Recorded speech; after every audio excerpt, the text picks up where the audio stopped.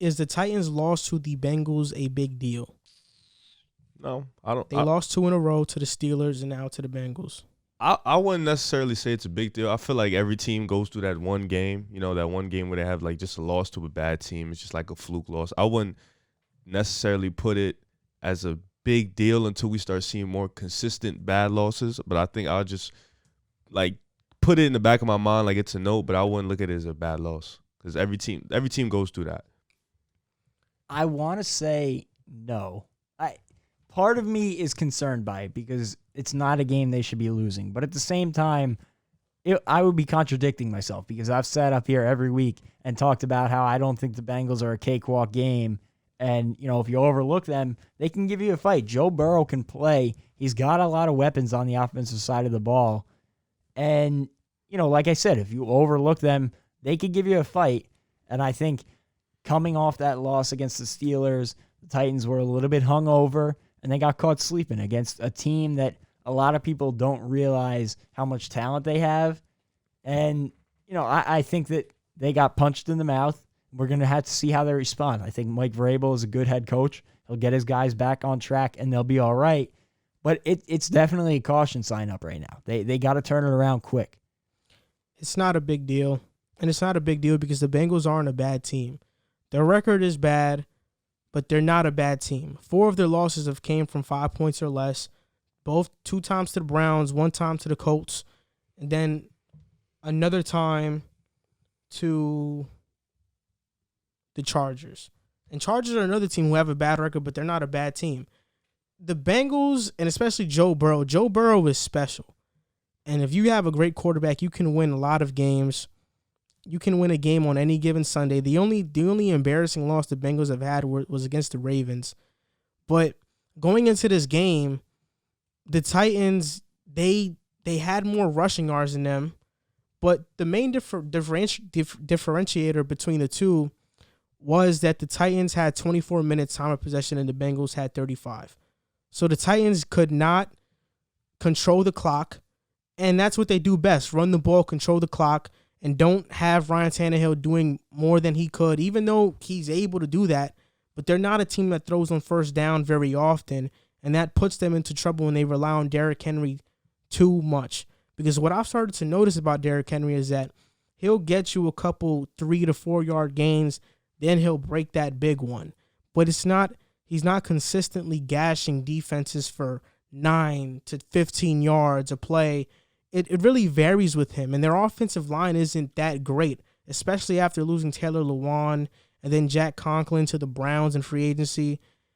Their line has really struggled, and it struggled last year as well, pass protecting. But this year it's struggling run blocking as well. Yeah, and if you remember last year, he had a crazy finish to the season. Oh, dude. But the beginning of the year, he was really inconsistent.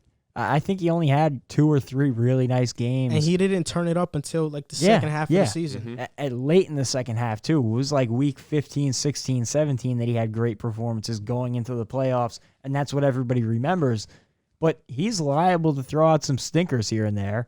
And, like you mentioned, it hurts them. And I'm concerned for them because they have your team, the Bears, next week, and that's another really tough game.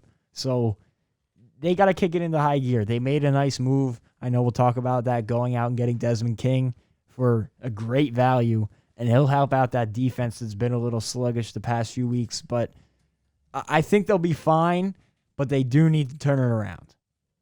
Did you just call the Bengals a good team? Yeah, they're not a bad team. How?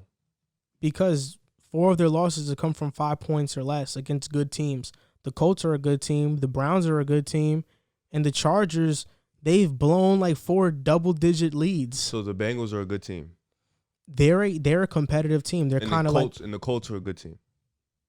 You don't think the Colts are a good team? No, I'm actually so the Bengals and the Colts are a good team, but one team has like a 2-5 record, and the other team has a 5-2 record. Do you think the Bengals are a bad team? I think your record shows who you are, unless injuries. If your team that's is not true at all. Your team, I feel like your record in the playoffs distinguish what type of team you are. If you're a bad team, you're not gonna make the playoffs. Essentially, there's a lot of teams that don't make the playoffs that aren't bad teams. Like who? Look at the NFC West this year. Probably. But their record is going to show that they're a good team. But you said playoffs. Okay, that's fair. The Jets 10-6. Remember that year we didn't. You guys make the were a playoffs? good team though. But we didn't make the playoffs. You said but playoffs. you had a good record though. They're not. The Bengals aren't going to have a 500 record. Probably. I can bet my money that they're not going to have a 500 record. No, they're not. But they're not a bad team. Like they're a solid team. I can't call them a good team if your record speaks differently. They're a solid team. They're a competitive team. So are the Panthers a bad team? They're negative right now. All right. I wouldn't necessarily, because you're saying good team, and then you call the Colts a good team. It's like I can't put them in the same. I understand. I can't put them in the same. Yeah. I feel like you're just mixing things up because teams can be good, but there can be a different levels to it. It doesn't always have to be like you don't always have to put an exact word or use exact vocabulary to describe a team. But there are some good parts to the Bengals. I mean, their wide receiver, but you said their receiving core is really good. Yeah. But I wouldn't call their them a good team. secondary is pretty good as well. I mean, every single game they've been competitive. That's a good team to me. If you can be competitive every single game, that's pretty good. I mean, yeah. Like the Chargers, you have a 17-point lead against the Bucks. They just blow leads, but they're not a bad team. I don't think the Bengals, like he said, they're not a cakewalk. I get that. I think there are very few outright bad teams in the league right now.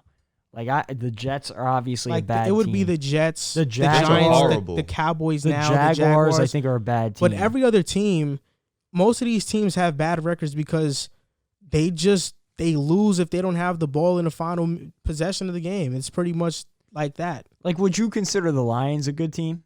I consider the Lions a good team, and they're 3-4 right now. I think they're all right. They've just had some tough losses. I don't think your record always reflects what you are. I guess. I just wouldn't put them in the same conversation as good teams. I think at a certain point. But you were over here laughing about the Colts the other episode, talking about how they won't win the division and they're tied with the Titans right now. Other episode? I didn't laugh at them. What are you talking about? You did. You laughed at the fact that the Colts could win the division. Last episode? No, a couple episodes ago. When I talked, when you were like, "Oh, your pick for the Colts is gonna be wrong," stuff like that, and now they're tied with the Titans. Because I had the Titans winning the division. No, but you thought that the Colts didn't have a chance to win. Oh, that was like, bro, that was legit like 5 weeks ago when they were like, it was like they were like 2-2, bro. It wasn't 5 weeks ago. They weren't 5-2. I'm saying you're saying they're competitive. Colts were never. I don't think the Colts were ever 2-2. Well, you're saying they're competitive, and I get the competitive part. But at what point am I going to keep calling a team that's getting close to winning but not winning a good team? Like I'm not going to keep. If you're going to keep being in a competitive game but you're not winning, that's no different than getting blown out. A loss is a loss, and a win is a win. What? You're still losing, nonetheless. If you lose by 5 and you lost get blown by 50, out, it's you the still same lost. as getting blown out. It's not the same as getting blown out. It's a loss. No, it's not. Because what do you mean? No, it's not. It's a loss, but it's not the same as getting blown out. Like me and Jack sit through Jets games, and we know there isn't any hope, and the team really sucks. That there's a difference. That's a bad loss. The Bengals losing to the Browns by 5 isn't a bad loss. It's competitive. It's a competitive game. Still a loss, though. I wouldn't But call football, it a big I get what you're saying. I understand both sides of it. It's I all get what about he's how saying. you define it. Like I get what he's saying, but football is way different than basketball in the sense that in basketball, you kind of know which teams are the top teams, and you're like, oh, these teams are bad, these teams are good. Right. In football, a lot of games come down to a couple possessions, a couple plays, a couple stuff that happens. Like when we look at the Dolphins, a punt return touchdown, a return fumble that goes for a touchdown. Like these are stuff that don't show up in the stat sheet in the final box score. And you look at the game and you're like, wow, the Rams weren't competitive at all. Right. But it was just a couple plays that separated the score. Even better example, week 1, DeAndre Swift drops a wide open touchdown catch in the end zone. And they should have won that game. In the box score, it reads as a Lions loss, but realistically, they played more than well enough to get the win. And the Bengals blowing a 20-point lead to the Colts. Yeah. Like it's just levels to it.